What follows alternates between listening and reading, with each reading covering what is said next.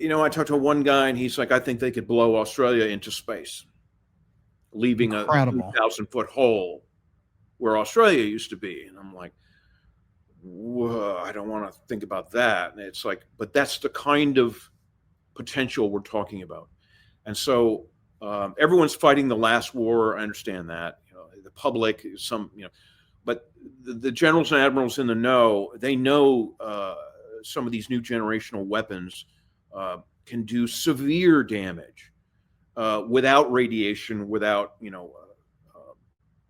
sort of damaging the environment too much. But you look up the rods of God, and it says theoretical weapon. Okay, that's bullshit. And we've had it for 30 years plus. All these 400 Chinese ships that are out there, you could put a rod from a satellite orbit, and one rod, one ship.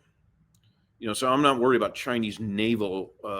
They can cause a lot of damage, go around the Pacific, but and then the Chinese Navy is sitting on the bottom. Then what do? Well, Xi goes to the toy box and says, let's sink Australia and Japan. That'll get there. And there may not be a way to deter that. Yeah. Yeah. There's Absolutely. a lot. I'm confident the United States does have a protective dome of some sort. We've had it since the 60s, really, with the Hughes aircraft stuff and yes, Star Wars, Reagan Star Wars. We've had that for a long time.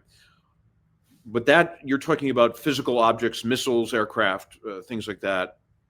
It may not work with frequency weapons, and I don't think it. I don't know, but I don't think it can protect us from EMP pulses. Mm-hmm.